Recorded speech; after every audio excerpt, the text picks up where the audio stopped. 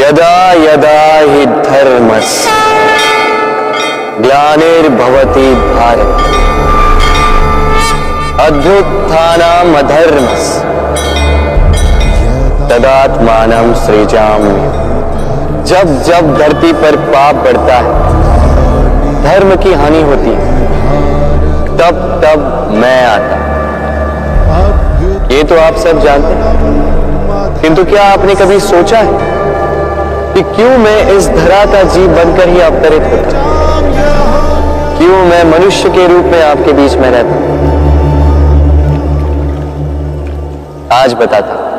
संसार में पाप और पुण्य संतुलन में चलते हैं, किंतु जब पाप सीमा से आगे बढ़ जाता है, मुझे आना ही होता है। कारण यह है कि आप मुझे भुला देते। चौंकिए मन, मैं आप ही में बसता हूं। बस आप स्वयं के भीतर बसे परमात्मा को भूलने लगते हैं। इसलिए मुझे आना पड़ता है आपको यह बताने कि सारी शक्ति आप में ही समाहित है। पर आप क्या करते हैं? मेरा सम्मान करते, मुझे पूछते, मुझसे शक्ति मांगने लगते, भांति भांति की इच्छाएं मेरे सामने रखते। मुझे आपकी श्रद्धा से कोई आपत्ति नहीं। मुझे आपत्ति है उस भाव से जो आपको दुर्बल बनाता है। परमात्मा में श्रद्धा रखिए, किंतु स्वयं की आत्मा पर भी विश्वास कीजिए, क्योंकि इस संसार में ऐसा कुछ भी नहीं है जो आप नहीं कर सकते। हर नर में नारायण बसते हैं और हर नारी में लक्ष्मी। तो पहचानिए अपने भीतर के नारायण को और बदल दीजिए इस समय के चक्र। मुझे प्रसन्नता होगी कि मेरे अवतार लेने का वास्तविक प्रयोजन आपको समझ आए। तो शंका त्याग कर शंकर बन जाइए, अन्यथा कंकड़ के समान रहना हो। राधे राधे। कभी आपने सोचा इस संसार में हम सबसे अधिक किससे जुड़े? अब कोई कहेगा माता पिता, कोई कहेगा मित्र, कोई कहेगा पत्नी, तो कोई कहेगा संतान। नहीं, यदि इस संसार में हम किसी से जुड़े हैं तो वो है समय। समय ही हमारा भूत है, समय ही हमारा वर्तमान है और समय ही हमारा भविष्य है। और हम क्या करते हैं? सबसे अधिक जुड़े समय को, सबसे बहुमूल्य संपत्ति को हम नष्ट कर देते हैं। कोई भविष्य के ऊंचे सपने को बुनता है, कोई बीते कल को कोसता है, किंतु तनिक सोचिए, बीता कल आपके सोच विचार करने से बदलने नहीं वाला। और भविष्य के विषय में सोच विचार करके यदि आप अपना वर्तमान नष्ट कर देते हैं, तो आपका भविष्य भी बीते कल की भांति ही होगा। इसलिए आज के विषय में सोचिए, उसे उत्तम बनाएं।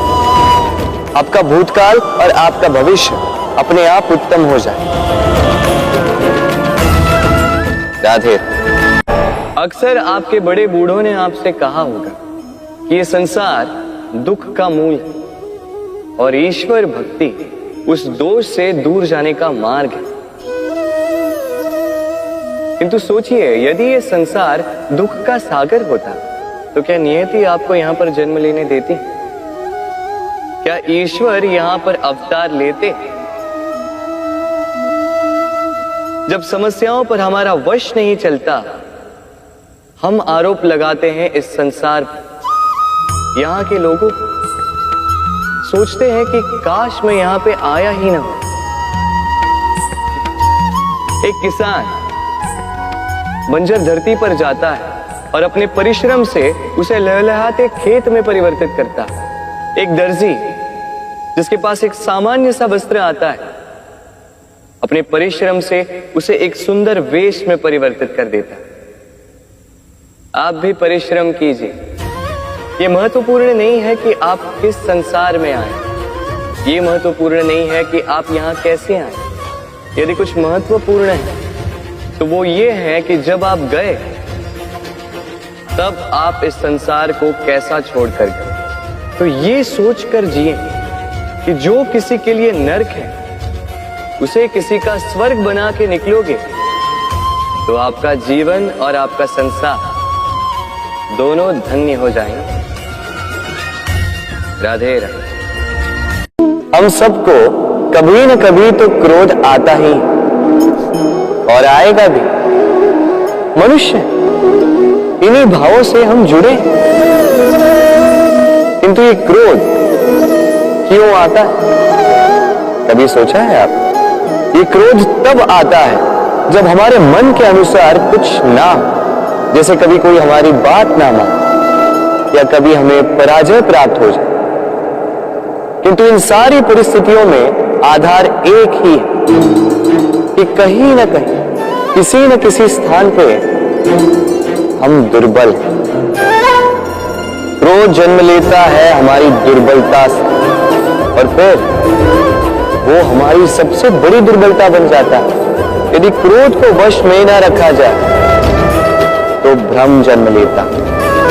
यदि भ्रम को वश में न रखा जाए तो विवेक व्याग्र होने लगता है, और यदि व्याग्रता को वश में न किया जाए तो व्यक्ति का तर्क ही नष्ट हो जाता है, सोचने समझने की शक्ति शून्य हो जाती है और फिर उस व्यक्ति का पतन हो जाता है। इसलिए अपने क्रोध पर वश रखें और अपने मन को शांत होने के लिए करें। राधे राधे। जब भी प्रेम की बात आती है, हम सबसे पहले मन में एक नायक और एक नायिका का चित्रण कर लेते हैं। क्यों? आपके साथ भी यही होता है ना? पर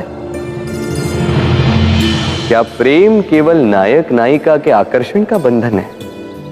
नहीं, प्रेम तो परिवार से हो सकता है, माता पिता भाई बहन से हो सकता है, सखा मित्रों से हो सकता है, देश और जन्मभूमि के लिए हो सकता है, मानवता के लिए हो सकता है, किसी कला के लिए हो सकता है, इस प्रकृति के लिए हो सकता है। पर प्रेम कभी उस पन्ने पर लिखा ही नहीं जा सकता जिस पर पहले ही बहुत कुछ लिखा, जैसे एक भरी मटकी में और पानी आ ही नहीं सकता।